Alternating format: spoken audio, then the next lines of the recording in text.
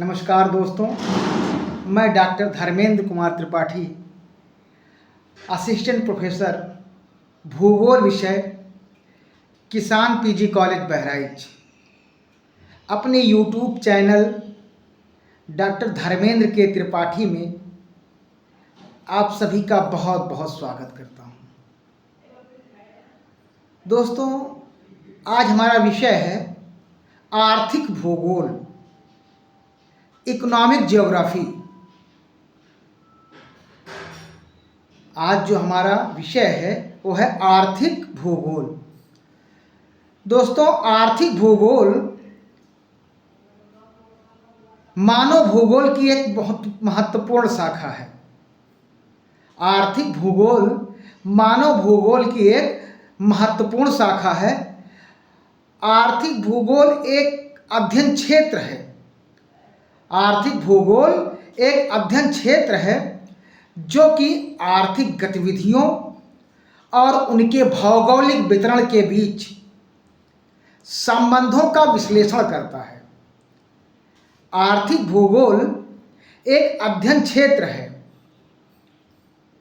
आर्थिक भूगोल एक अध्ययन क्षेत्र है जो कि आर्थिक गतिविधियों और उनके भौगोलिक वितरण के बीच संबंधों का विश्लेषण करता है।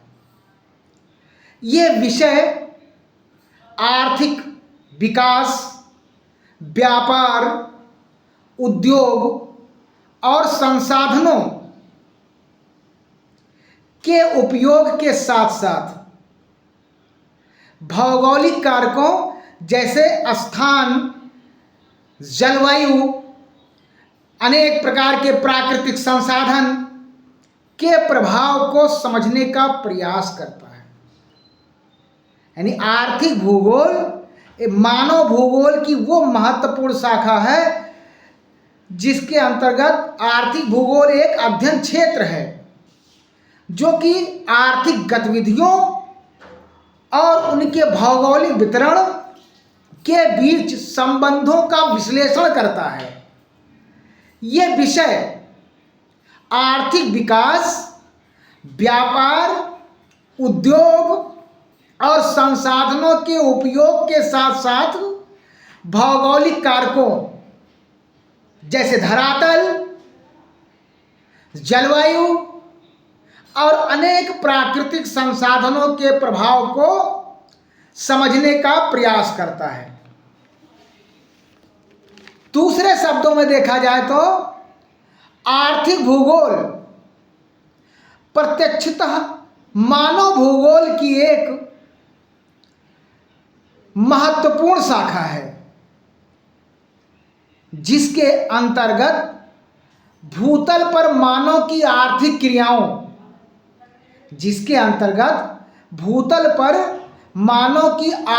क्रियाओं की क्षेत्रीय विभिन्नताओं, आर्थिक क्रियाओं की क्षेत्रीय विविधताओं, विशेषताओं, स्थानिक प्रतिरूपों तथा पारस्परिक संबंधों का अध्ययन किया जाता है। दूसरे शब्दों में कहा जाए तो आर्थिक भूगोल प्रत्यक्षतः मानव भूगोल की एक महत्वपूर्ण शाखा है जिसके अंतर्गत भूतल पर मानव की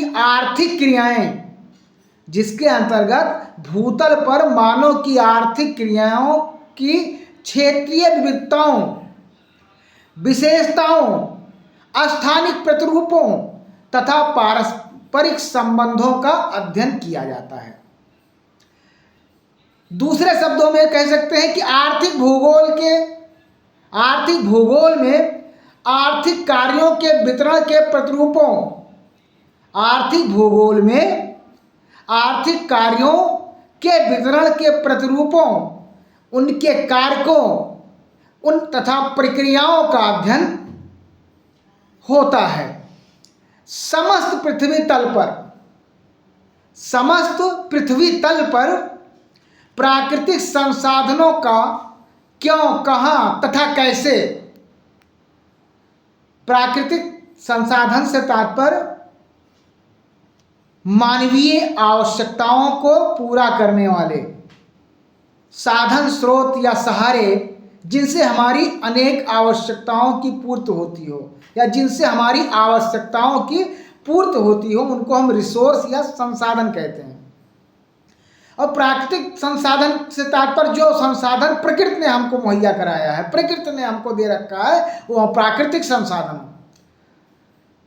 तो समस्त पृथ्वी तल पर प्राकृतिक संसाधनों का क्यों, कहाँ तथा कैसे, क्यों, कहाँ तथा कैसे उपयोग होता है तथा उसकी परिणति किस प्रकार की है, इस बात का विश्लेषण, अध्ययन ही आर्थिक भूगोल का मूल मंत्र कहा जा सकता है।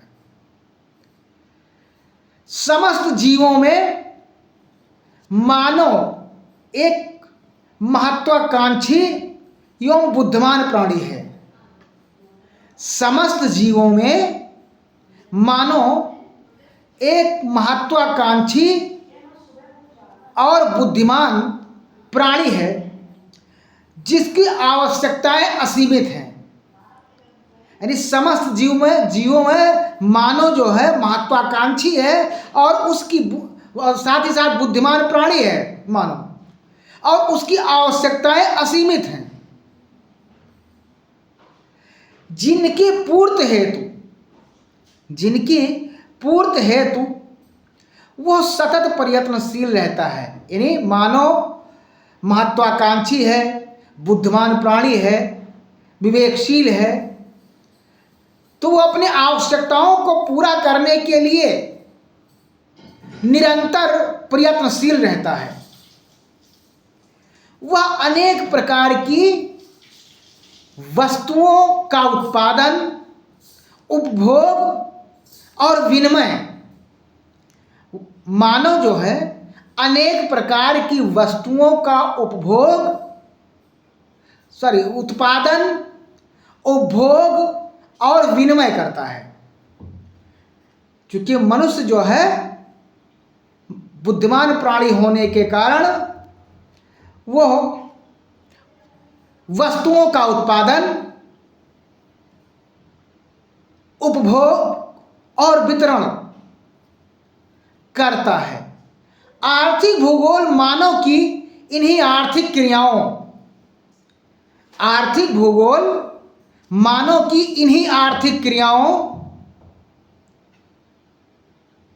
उत्पादन, उपभोग एवं विनिमय का अध्ययन करता है।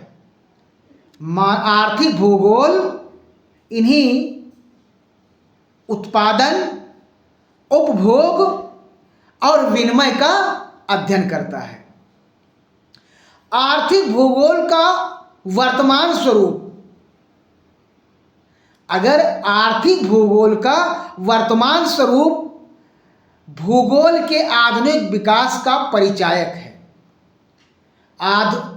आर्थिक भूगोल का वर्तमान स्वरूप जो है भूगोल के आधुनिक विकास का परिचायक है तथा इसका विषय क्षेत्र मानव के वर्तमान आर्थिक जीवन, यानी आर्थिक भूगोल का विषय क्षेत्र मानव के वर्तमान आर्थिक जीवन की व्यापकता व्यक्त करता है। आर्थिक भूगोल का वर्तमान स्वरूप जो है भूगोल के आधुनिक विकास का परिचायक है तथा इसका विषय क्षेत्र मानव के वर्तमान आर्थिक जीवन की व्यापकता को व्यक्त करता है। जैसे जैसे भूगोल की अन्य शाखाओं का विकास होता, जैसे जैसे भूगोल की अन्य शाखाओं का विकास होता गया, वैसे वैसे आर्थिक भूगोल की परिभाषा बदलती रही। यानी जैसे जैसे जैसे जैसे भूगोल की उप शाखाओं का विकास होता गया, वैसे वैसे आर्थिक भूगोल की परिभाषाएं बदलती रहीं। आर्थिक भूगोल की अगर परिभाषाएं देखा जाए तो उसमें प्रोफेसर आर एन ब्राउन के अनुसार, प्रोफेसर आर एन ब्राउन के अनुसार आर्थिक भूगोल वह शाखा है, प्रोफेसर आर एन ब्राउन के अनुसार आर्थिक भूगोल वह शाखा है जिसके अंतर्गत मानव की आर्थिक क्रियाओं पर पड़ने वाले प्राकृतिक वातावरण के प्रभावों का अध्ययन किया जाता है। प्रोफेसर आर एन ब्राउन महोदय के अनुसार अगर आर्थिक भूगोल की परिभाषा को देखा जाए तो उन्होंने बताया है कि आर्थिक भूगोल वह शाखा है, आर्थिक भूगोल वह शाखा है जिसके अंतर्गत मानव की आर्थिक क्रियाओं, यानी जिसके अंतर्गत मानव की आर्थिक क्रियाओं पर पड़ने वाले प्राकृतिक वातावरण के प्रभाव का अध्ययन किया जाता है। आर्थिक क्रियाओं पर पड़ने वाले वातावरण के प्रभावों का अध्ययन आर्थिक भूगोल में किया जाता है। ये प्रोफेसर आर एन ब्राउन ने बताया है। प्रोफेसर जी चिसोल्म के अनुसार, प्रोफेसर जी चिसोल्म के अनुसार आर्थिक भूगोल के अंतर्गत, आर्थिक भूगोल के अंतर्गत उन सभी भौगोलिक, प्रोफेसर चिसोल्म के अनुसार आर्थिक भूगोल के अंतर्गत उन सभी भौगोलिक परिस्थितियों का अध्ययन होता है जो वस्तुओं के उत्पादन, परिवहन, विनिमय को प्रभावित करती हैं। इसके अध्ययन का प्रमुख उद्देश्य, इसके अध्ययन का प्रमुख उद्देश्य किसी क्षेत्र की आगामी आर्थिक एवं व्यापारिक क्रियाओं पर पड़ने वाले भौगोलिक प्रभाव का अध्ययन, यानी प्रोफेसर जी चिसोल्म के अनुसार आर्थिक भूगोल के अंतर्गत उन सभी भौगोलिक परिस्थितियों का अध्ययन होता है, उन सभी भौगोलिक परिस्थितियों का अध्ययन होता है जो वस्तुओं के उत्पादन, परिवहन और विनिमय को प्रभावित करती हैं। इसके अध्ययन का प्रमुख उद्देश्य किसी क्षेत्र की आगामी आर्थिक एवं व्यापारिक क्रियाओं पर पड़ने वाले भौगोलिक प्रभाव का अध्ययन है। तीसरी परिभाषा है प्रोफेसर मैकफर्लेन के अनुसार, प्रोफेसर मैकफर्लेन के अनुसार आर्थिक भूगोल के अंतर्गत, मैकफर्लोन के अनुसार आर्थिक भूगोल के अंतर्गत हम मनुष्य की आर्थिक प्रयत्नों पर, आर्थिक भूगोल के अंतर्गत हम मनुष्य के आर्थिक प्रयत्नों पर भौगोलिक तथा भौतिक परिस्थितियां, भौगोलिक तथा भौतिक परिस्थितियां विशेष रूप से भौगोलिक संरचना, जलवायु तथा भूमि की धरातलीय विशेषताओं के प्रभाव का अध्ययन करते हैं। यानी प्रोफेसर मैकफर्लेन महोदय ने कहा कि आर्थिक भूगोल के अंतर्गत हम मनुष्य के आर्थिक प्रयत्नों पर भौगोलिक तथा भौतिक परिस्थितियों, विशेष रूप से भौगोलिक संरचना, जलवायु तथा भूमि की धरातलीय विशेषताओं के प्रभाव का अध्ययन करते हैं। प्रोफेसर हंटिंगटन महोदय के अनुसार आर्थिक भूगोल की परिभाषा दिया है प्रोफेसर हंटिंगटन महोदय ने। उनके अनुसार, हंटिंगटन महोदय के अनुसार आर्थिक भूगोल के अंतर्गत उन सभी, आर्थिक भूगोल के अंतर्गत उन सभी प्रकार के पदार्थों, साधनों, क्रियाओं, रीति रिवाजों, मानव शक्तियों तथा मानव की योग्यताओं का विवरण आता है जो जीविकोपार्जन में सहायक होते हैं। यानी प्रोफेसर हंटिंगटन महोदय ने बताया है कि आर्थिक भूगोल के अंतर्गत उन सभी प्रकार के पदार्थों, साधनों, क्रियाओं, रीति रिवाजों, मानव शक्तियों तथा मानव योग्यताओं का विवरण आता है जो जीविकोपार्जन में सहायक होते हैं, जो जीविकोपार्जन में सहायक होते हैं। प्रोफेसर शाह के अनुसार आर्थिक भूगोल के अंतर्गत, प्रोफेसर शाह के अनुसार आर्थिक भूगोल के अंतर्गत इस बात का अध्ययन किया जाता है कि किस प्रकार मानवीय आर्थिक क्रियाएं विश्व के उद्योगों तथा उनके आधारभूत साधनों और औद्योगिक उत्पादनों के अनुरूप होती है। प्रोफेसर शाह के अनुसार आर्थिक भूगोल के अंतर्गत इस बात का अध्ययन किया जाता है कि किस प्रकार मानवीय आर्थिक क्रियाएं विश्व के उद्योगों, उनके आधारभूत साधनों और औद्योगिक उत्पादनों के अनुरूप होती हैं। अगली परिभाषा है प्रोफेसर ग्रीगर के अनुसार आर्थिक भूगोल के अंतर्गत, प्रोफेसर ग्रीगर के अनुसार आर्थिक भूगोल के अंतर्गत इस बात का अध्ययन किया जाता है, आर्थिक भूगोल के अंतर्गत इस बात का अध्ययन किया जाता है कि विभिन्न स्थानों पर मानव अपनी प्राकृतिक परिस्थितियों की भिन्नता के साथ, विभिन्न स्थानों पर मानव अपनी प्राकृतिक परिस्थितियों की भिन्नता के साथ किस प्रकार संतुलन स्थापित करता है। यानी प्रोफेसर ग्रीगर महोदय ने आर्थिक भूगोल पर अपनी परिभाषा के माध्यम से बताया कि आर्थिक भूगोल के अंतर्गत इस बात का अध्ययन किया जाता है कि विभिन्न स्थानों पर मानव अपनी प्राकृतिक परिस्थितियों की भिन्नता होने के साथ किस प्रकार संतुलन स्थापित करता है। अगली परिभाषा है प्रोफेसर पाउंड के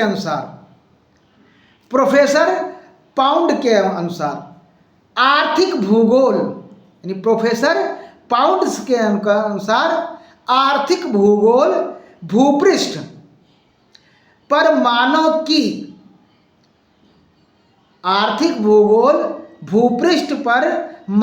की उत्पादक क्रियाओं के वितरण का अध्ययन करता है। प्रोफेसर पाउंड्स महोदय ने अपनी परिभाषा में आर्थिक भूगोल के बारे में बताया है कि आर्थिक भूगोल भूपृष्ठ पर मानव की उत्पादक क्रियाओं के वितरण का अध्ययन करता है। ये क्रियाएं प्राथमिक, द्वितीयक और तृतीयक होती हैं। ये क्रियाएं जो हैं प्राथमिक, द्वितीयक और तृतीयक प्रकार की होती हैं। प्रोफेसर पाउंड्स महोदय के अनुसार आर्थिक भूगोल भूपृष्ठ पर मानव की उत्पादन क्रियाओं के वितरण का अध्ययन करता है। ये क्रियाएं प्राथमिक, द्वितीयक और तृतीयक प्रकार की क्रियाएं हैं। मेयर एवं स्ट्रीलेटेलमीर के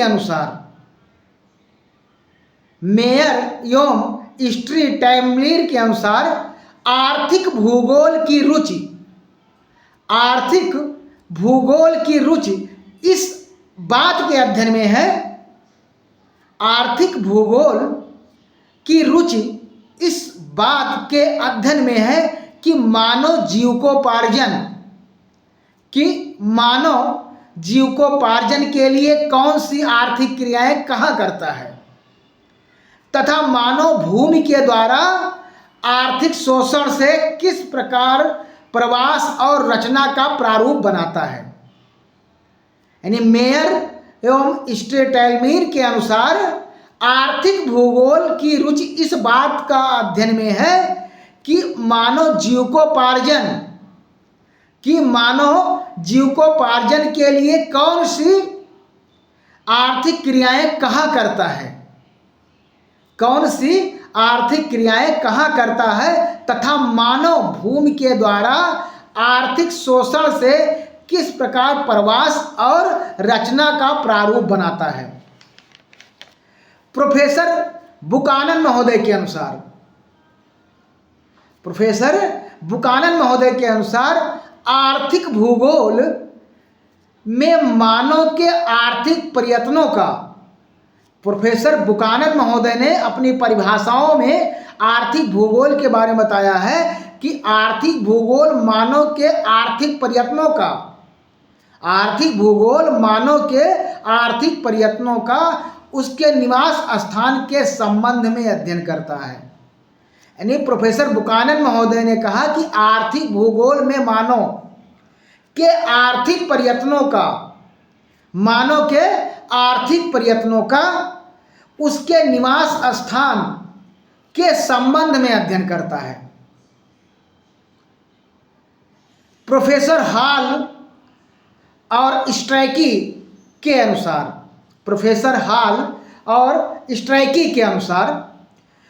मानव की आर्थिक क्रियाओं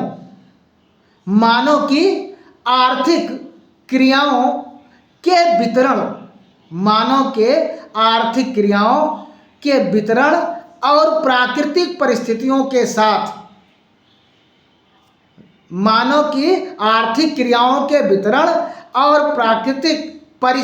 के साथ उनके संबंधों के अध्ययन को आर्थिक भूगोल कहा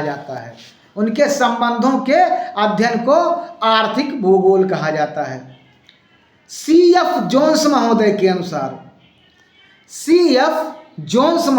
अनुसार आर्थिक भूगोल उत्पादक व्यवसायों का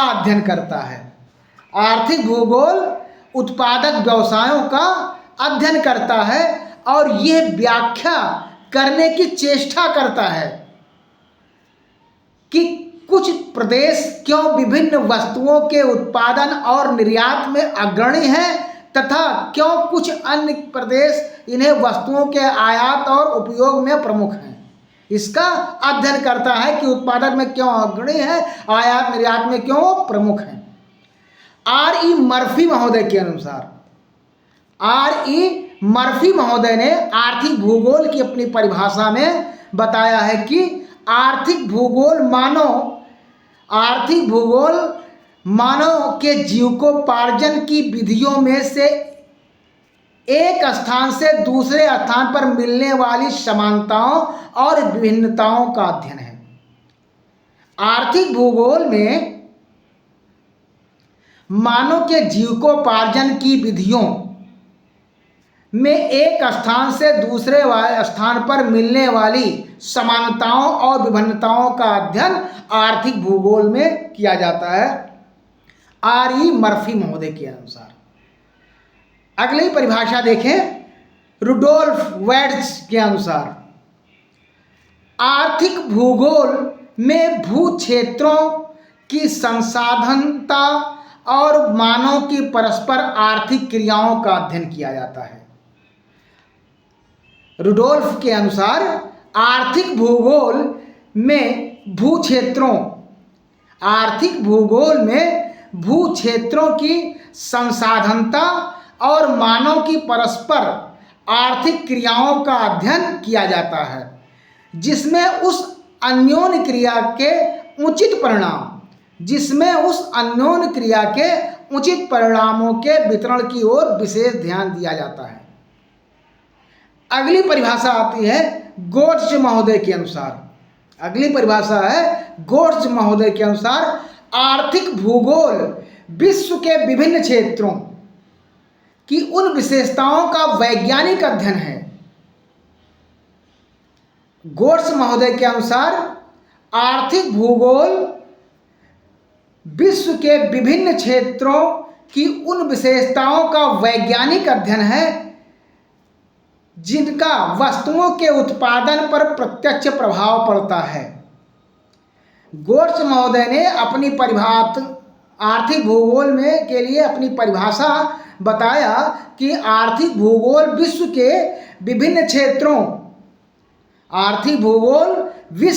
विभिन्न क्षेत्रों की उन विशेषताओं का वैज्ञानिक विवेचन करता है जिनका वस्तुओं के उत्पादन पर प्रत्यक्ष प्रभाव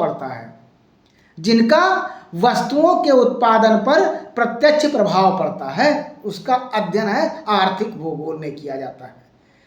अगली परिभाषा है अलेक्जेंडर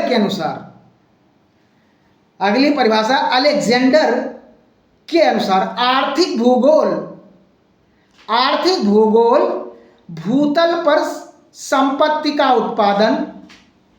अलेक्जेंडर महोदय के अनुसार आर्थिक भूगोल भूतल पर संपत्ति का उत्पादन, विनिमय और उपभोग से संबंधित मानवीय कार्यकलाप की क्षेत्रीय विभिन्नताओं का अध्ययन है।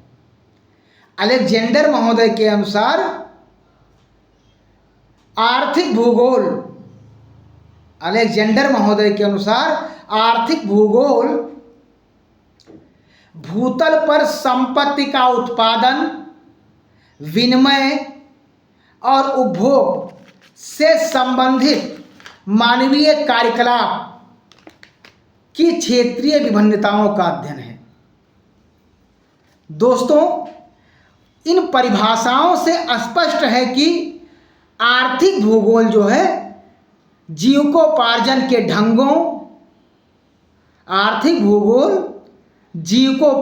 के ढंगों और उनकी समस्याओं एवं आर्थिक क्रियाओं से संबंधित विज्ञान है। यानी इन परिभाषाओं के आधार पर अगर देखा जाए तो आर्थिक भूगोल जीविकोपार्जन के ढंगों और उनकी समस्याओं एवं आर्थिक क्रियाओं से संबंधित विज्ञान है, जिसमें भूतल के आधारभूत संसाधनों और उनसे संबंधित मानव क्रियाओं के संबंधों का अध्ययन किया जाता है। यानी जिसमें आर्थिक भूगोल में भूतल के आधारभूत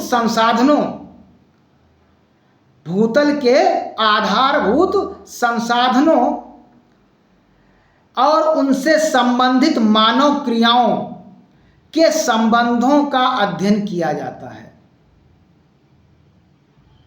उक्त परिभाषाओं का सार ग्रहण करते समय हम यह कह सकते हैं कि आर्थिक भूगोल विश्व के विभिन्न भागों की क्षेत्रीय विविधताओं तथा आर्थिक कार्यों की विशिष्टताओं का वैज्ञानिक विवेचन किया जाता है।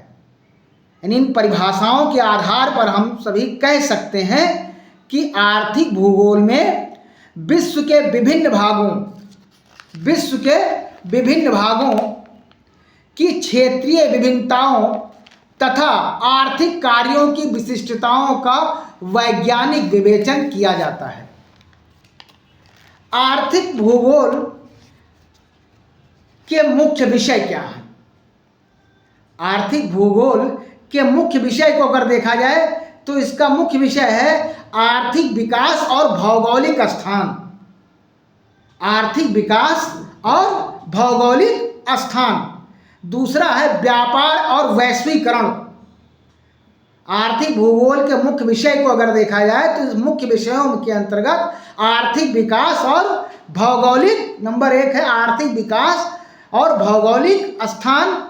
नंबर 2 है आर्थिक विकास, व्यापार और वैश्वीकरण। नंबर 2 व्यापार और वैश्वीकरण। नंबर 3 आता है उद्योग और औद्योगिक स्थान। यानी आर्थिक भूगोल के मुख्य विषयों के अंतर्गत अगर देखा जाए तो नंबर 3 पे है उद्योग और औद्योगिक स्थान। नंबर 4 है संसाधनों का उपयोग एवं प्रबंधन। संसाधनों का उपयोग और प्रबंधन। नंबर 5 आता है आर्थिक असमानता। नंबर 5 है आर्थिक असमानता और भौगोलिक विभाजन। नंबर 6 है पर्यावरण एवं आर्थिक विकास। और नंबर 7 है शहरी एवं ग्रामीण आर्थिक विकास। ये जो है आर्थिक भूगोल के मुख्य विषय हैं। ये आर्थिक भूगोल के मुख्य विषयों को अगर देखा जाए तो आर्थिक भूगोल के मुख्य विषय के अंतर्गत आर्थिक विकास और भौगोलिक स्थान नंबर 1, नंबर 2 व्यापार और वैश्वीकरण, नंबर 3 उद्योग और औद्योगिक स्थान, नंबर 4 संसाधनों का उपयोग और प्रबंधन, नंबर 5 आर्थिक असमानता और भौगोलिक विभाजन, नंबर 6 पर्यावरण एवं आर्थिक विकास, नंबर 7 है शहरी और ग्रामीण आर्थिक विकास। ये जो है आर्थिक भूगोल के मुख्य विषय हैं। और इसके बाद आता है आर्थिक भूगोल के सिद्धांत। आर्थिक भूगोल के सिद्धांत नंबर 1 है स्थान का सिद्धांत। आर्थिक भूगोल के सिद्धांतों को अगर देखा जाए तो नंबर 1 आता है स्थान का सिद्धांत, नंबर 2 है केंद्र परिधि सिद्धांत। नंबर 1 स्थान का सिद्धांत, नंबर 2 केंद्र परिधि का सिद्धांत, नंबर 3 वैश्वीकरण का सिद्धांत, नंबर 4 नेटवर्क का सिद्धांत और नंबर 5 है संसाधन आधारित सिद्धांत। यानी आर्थिक भूगोल के अगर सिद्धांतों को देखा जाए तो वो 5 प्रकार से के सिद्धांत हैं। नंबर 1 स्थान का सिद्धांत, नंबर 2 केंद्र परिधि का सिद्धांत, नंबर 3 वैश्वीकरण का सिद्धांत, नंबर 4 नेटवर्क का सिद्धांत और नंबर 5 संसाधन आधारित सिद्धांत। इन सिद्धांतों पर आर्थिक भूगोल कार्य करता है। और उसके तरीके क्या हैं? आर्थिक भूगोल के तरीकों में अगर देखा जाए, यानी आर्थिक भूगोल के अगर तरीकों को देखा जाए किस तरीके से कार्य करता है, तो सबसे मानचित्र विश्लेषण। आर्थिक भूगोल के तरीकों को देखा जाए तो काम है उसका मानचित्र विश्लेषण।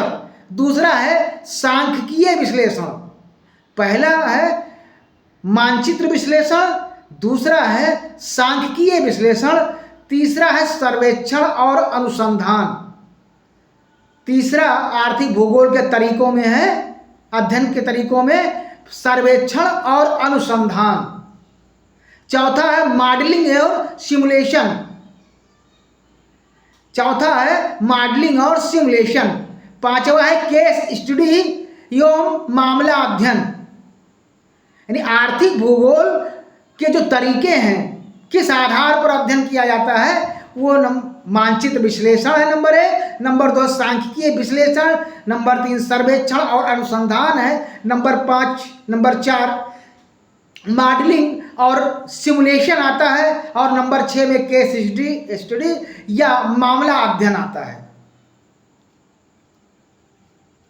इन बातों के आधार पर, इन तथ्यों के आधार पर आर्थिक भूगोल के तरीके या सिद्धांत या मुख्य विषय आदि को शामिल किया जाता है। दोस्तों, आज का जो विषय हमारा रहा आर्थिक भूगोल क्या है और उनकी परिभाषाओं के बारे में, उम्मीद है आप सभी को अच्छा लगेगा। मिलते हैं एक नए वीडियो के साथ, एक नए विषय के साथ। तब तक के लिए नमस्कार।